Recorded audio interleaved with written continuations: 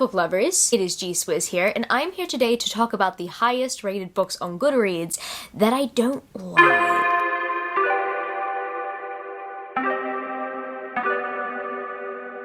So if you didn't know, this is a 7 on Sunday topic, and I am the host of 7 on Sunday. I will link the Goodreads page down in the description where you can check it out and you can participate in a topic in the future, or you can suggest a topic. And this week's topic is a follow-up from last week's topic, where I ended up talking about some of my favorite books ever that seemed to have below average ratings on Goodreads. In my personal opinion, and I think this is how majority of the booktubers I've watched do Goodreads-based videos see it, we would say that the average Goodreads rating is somewhere between a 3.75 to a 4. That's an average. Every book that I talked about in my previous video was below average, and every book that I'm going to be bringing up in this video today is above average. Every single one of these books are higher than a 420. Blaze it. Pretty much I am basing all the books that I talk about today, and I have unpopular opinions about today, on that rating system. So these are truly unpopular opinions that I'm sharing. Now I understand that some of you guys might think that I don't need to disclaim this, but I'm just gonna disclaim this anyway. If you don't feel like a negative video today, or if you do happen to get easily offended, look, I do apologize. The last thing I want to do is offend anyone, but I mean, I gotta vent somewhere. I have nothing against you as a person if you happen to like these books. I just personally don't like these books, and I personally don't see why they're so hyped. I mean, if you want to talk about why you like them and why you resonate with them, then I'm happy for you to do so. I mean, guys, my favorite series is Divergent for Kirby's sake. Also, I bring Kirby up because Kirby's right next to me. Look how cute he is! He's so soft too. Hopefully this little bit of wholesomeness is a little bit of a palate preparer for all the harshness I'm going to be bringing up in this video. So I guess without further ado, I am going to be talking about some books that I'm not a fan of that seem to have pretty high Goodreads ratings, but personally I could not contribute to the rating. Anyway, I'm gonna sit you down somewhere else, Kirby, because you were gonna distract me the entire time, and you are an overload of cuteness. I love you. Now the first one is truly an unpopular opinion, and I'm not necessarily hating on this book. I did somewhat enjoy it. I don't necessarily love it. This is an unpopular opinion. It's my least favorite book in this series, and I don't like bringing this series up on my channel much or even at all anymore because I personally cannot stand the author. This being said, my least favorite book in this series seems to be everyone's favorite book in this series, and it is the highest rated book in the entire series according to Goodreads. And that, my friends, is Harry Potter and the Prisoner of Azkaban by J.K. Rowling. I don't like this book because as much as, yes, time travel is fascinating, I think I was annoyed at the fact when I had to read it that we had to replay things again. I did not see why everyone was like, oh my goodness, this book is so amazing. I mean, it does introduce some characters, but characters that aren't necessarily, like, important to me. Honestly, Lupin is probably one of my favorite characters in the series. I did not care about Sirius Black, especially considering that we didn't really get much of him in the series anyway. I did not understand why everybody hyped up his character so much. I understand that he was like a father figure to Harry, but what I also observed while reading the book series is that he didn't necessarily give Harry good advice. I know I'll probably get some sort of hate comment for this, and people will be like, no, this was a work of literature, what are you doing? What are you doing tearing it to shreds? I'm not tearing it to shreds, but I just don't see the hype here. Like, I don't understand why The Prisoner of Azkaban, out of all the books,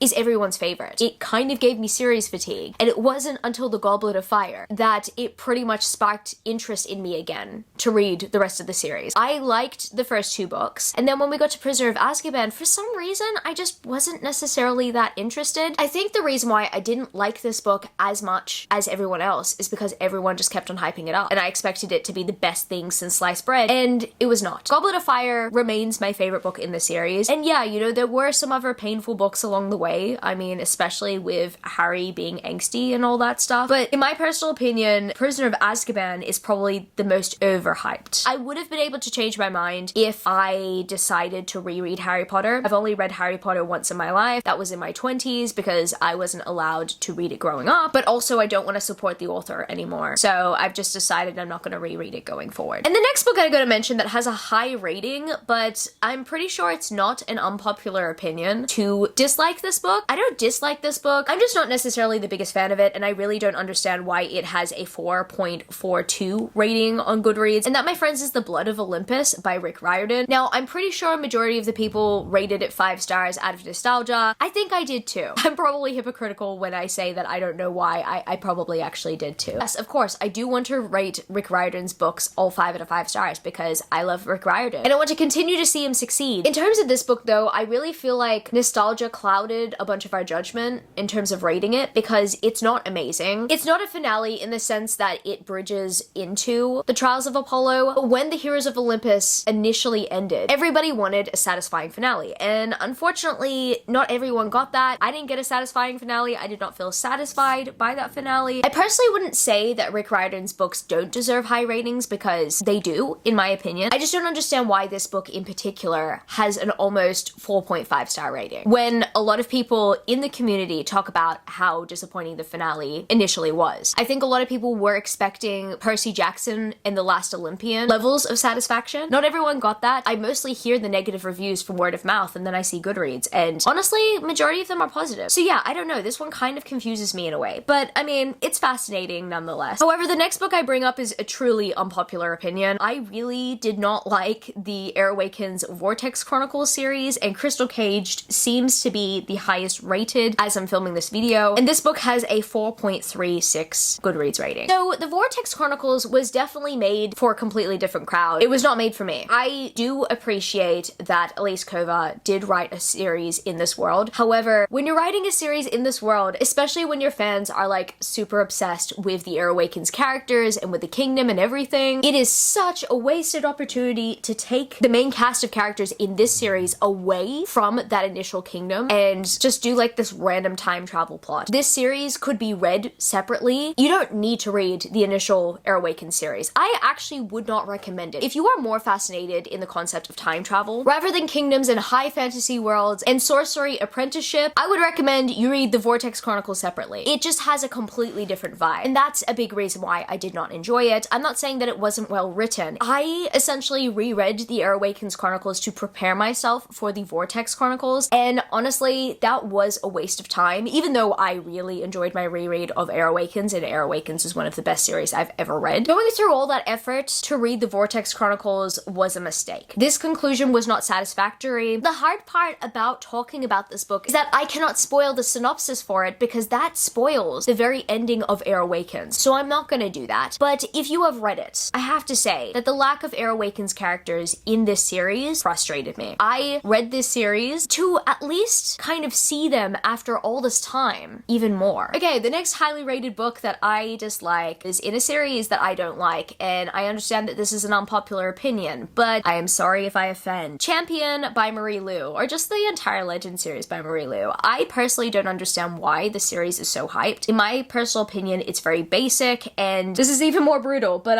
I don't think that the main two characters have any chemistry in their romance whatsoever. I understand that there are big June and Day fans, stans even. There are even big Marie Lu fans. Look, I like some of her books. I like Kingdom of Back, I like Sky Hunter, The Young Elites. I like those series. Honestly, what the Legend series and what the Warcross duology have in common is the fact that I feel like the romances were a little bit too rushed to the point that I couldn't necessarily buy into them, and it took me out of the initial plot. There is an epilogue that comes after this book, and Champion is actually no longer the finale to the series because there is a spin-off that follows, I believe, Day's brother. But yeah, I was disappointed in this finale. I think I was disappointed in this finale because I was expecting to be more attached to these characters, and I just wasn't. And if you're wondering, I did give Warcross a second chance. Giving it a second chance was not a good idea because I ended up not liking it even more. So if I was to give the Legend series a second chance, I don't know how I'd feel. I'd probably just not like it even more because I have similar feelings about this series to how I feel about Warcross. And next I'm gonna talk about a book that I hated in a series that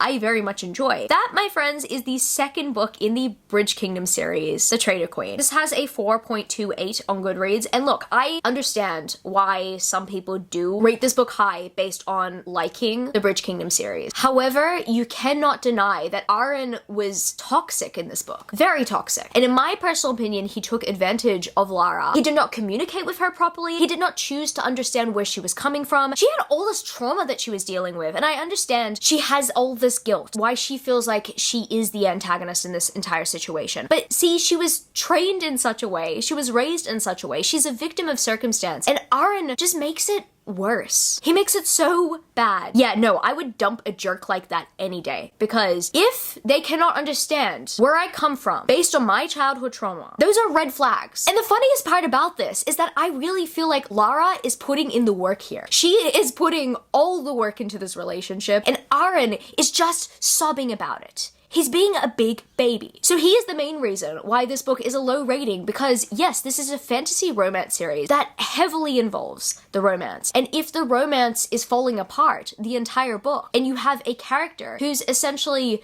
using Lara when he needs to, you know, get it out of his system. I'm saying it in that way to not get demonetized. When he's using her in that way, but then is also telling her that he never wants to see her again, that's not a healthy love interest, that's an F-boy. And the next book I gotta bring up, I decided I was going to feature a Colleen Hoover novel that, in my opinion, is very much overhyped. I understand the appeal here, but also in some way I don't. And that, my friends, is Ugly Love. Here is the thing, right? So by all means, this is not my least favorite Colleen Hoover novel. Without merit is. However, Ugly Love seems to be the most hyped Colleen Hoover novel that I just personally don't understand why it's so hyped. Like, this book is very much hyped up on Book Talk, but I honestly don't know if I read the same book as many others. I understand the mystery surrounding it might intrigue people. The problem with this book for me was the fact that it felt like literal torture, in a sense that the protagonist is wanting the love interest to open up to her. Oh my goodness, when I really think about it, Miles is very similar to Aaron's, constantly bushing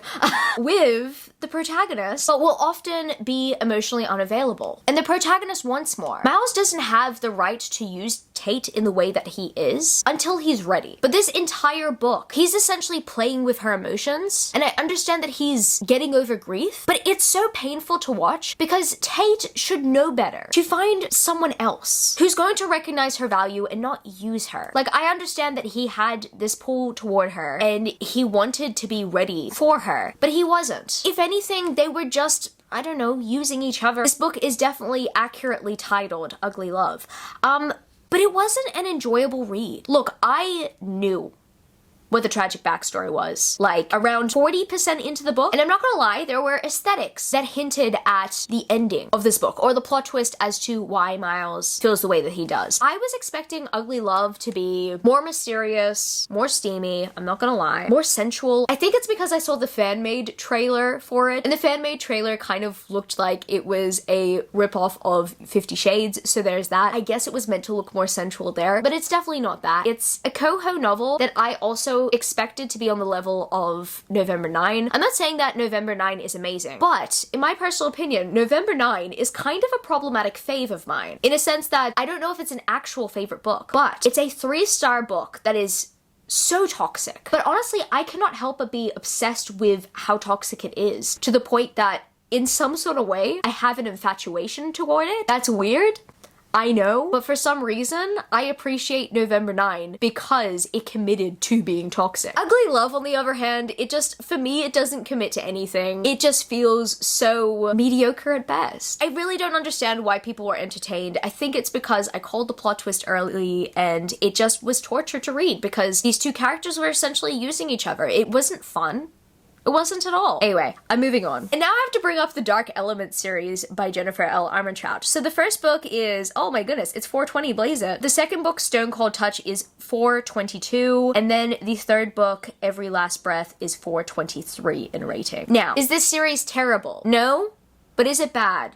yeah, it's bad. I can see why it is enjoyable to many people, especially to those who love Roth, but I think where Jennifer L. Armentrout went wrong here was in the fact that Jennifer did not know who Layla was going to end up with while writing this book series. It's fine if you are more of a pantser than a plotter. If you like to write as you go, you know that's totally fine. Except the thing about this is that there were too many mind games. There was too much playing around in this series that honestly, someone got hurt. If anybody talks down about Zane, you know I'll be on the rise to defend him. Roth aesthetically looks more like my type. However, Zane was purely made for the female gaze. He's a cinnamon roll. He will protect you. He's always been sweet to Layla Bug. He calls Layla Bug. Oh, he's so wholesome. I'm not saying this to defend Zane against Roth. I'm just saying this to defend Zane against the haters. In terms of Roth, I don't mind him. The problem is he wasn't fleshed out enough. And what I personally hate about the second book, which I do see happen often in certain love triangle situations. One character will be an absolute jerk to another character in order to protect them. And I mean, you know, I reckon that there's limits, but I hate that when that goes on for majority of the book, especially when these books are like really short. I wanted Roth to be fleshed out even more. I wanted that romance to be fleshed out even more. Jennifer could not make up her mind between the two love interests. And so Jennifer gave them a limited amount of time to kind of prove their case. And then at the very end of the series, Layla essentially has to choose. Very funny because there is a scene at the end of the series where Layla, I think she's visiting another realm, and a creature comments on the fact that she's spent the entire series essentially pining over these two characters, involving herself in drama when she should be like actually saving the world or something like that. And I thought to myself, oh my goodness, Jennifer L. Armentrout is so self-aware.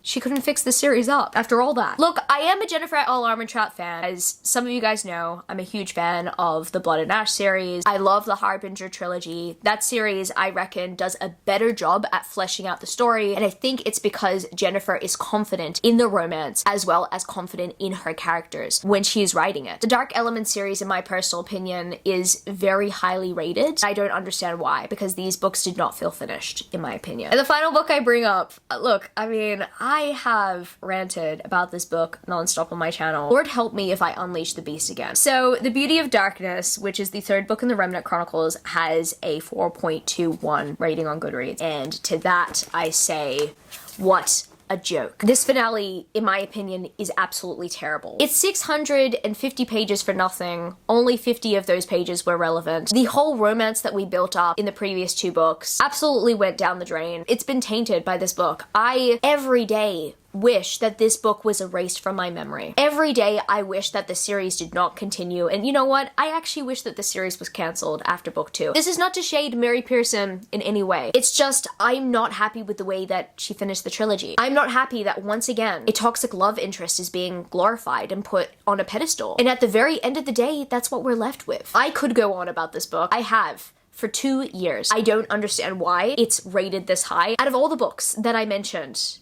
in this video, this one I don't understand the most. Maybe it's because there's a spin-off series with like new characters and all that stuff etc, but I don't understand why. I think at least post ACOTAR, why what happened in this series was okay. The love interest was absolutely toxic and I can't. I do want to read the continuation or at least the spin-off series, but it's been 2 years and I have not been able to find it in my heart to give the energy toward it. It is going to be a long process to get there, but I do want to give it a chance. I do love this world. I do love these characters. Some of them.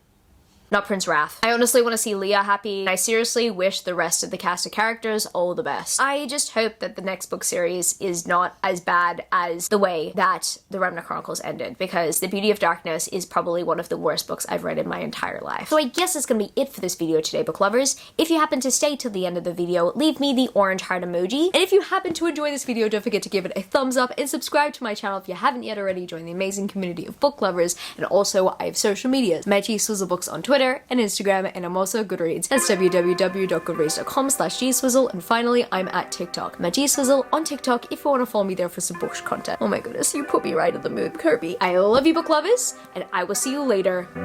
Peace. Started out with half and I flipped it in a double. Started out with half and I flipped it in a double.